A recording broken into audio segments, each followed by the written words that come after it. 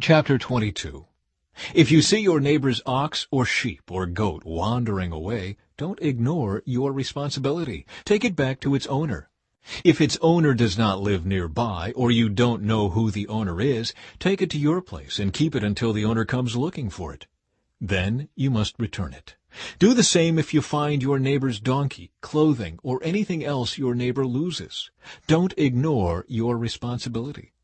If you see that your neighbor's donkey or ox has collapsed on the road, do not look the other way. Go and help your neighbor get it back on its feet.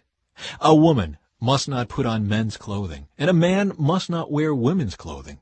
Anyone who does this is detestable in the sight of the Lord your God. If you happen to find a bird's nest in a tree or on the ground, and there are young ones or eggs in it with the mother sitting in the nest, do not take the mother with the young. You may take the young, but let the mother go, so that you may prosper and enjoy a long life.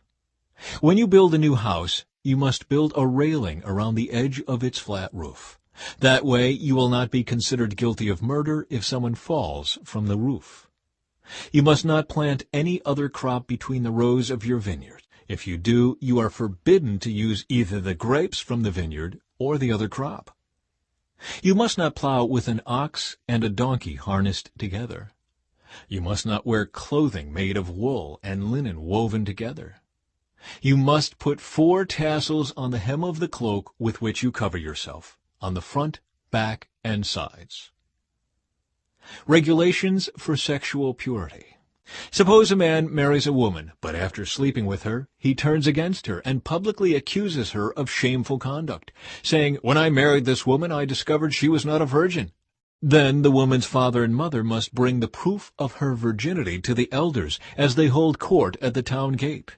Her father must say to them, "I gave my daughter to this man to be his wife, and now he has turned against her. He has accused her of shameful conduct, saying, 'I discovered that your daughter was not a virgin, but here is the proof of my daughter's virginity.'"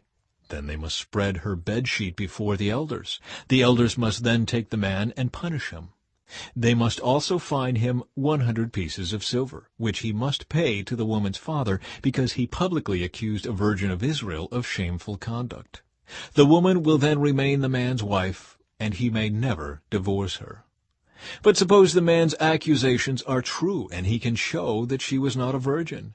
The woman must be taken to the door of her father's home, and there the men of the town must stone her to death, for she has committed a disgraceful crime in Israel by being promiscuous while living in her parents' home.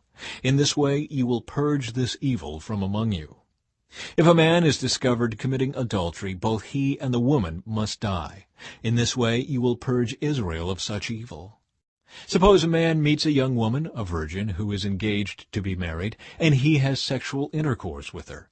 If this happens within a town, you must take both of them to the gates of that town and stone them to death. The woman is guilty because she did not scream for help. The man must die because he violated another man's wife. In this way you will purge this evil from among you. But if the man meets the engaged woman out in the country and he rapes her, then only the man must die. Do nothing to the young woman. She has committed no crime worthy of death. She is as innocent as a murder victim. Since the man raped her out in the country, it must be assumed that she screamed, but there was no one to rescue her. Suppose a man has intercourse with a young woman who is a virgin, but is not engaged to be married. If they are discovered, he must pay her father 50 pieces of silver. Then he must marry the young woman because he violated her, and he may never divorce her as long as he lives. A man must not marry his father's former wife, for this would violate his father.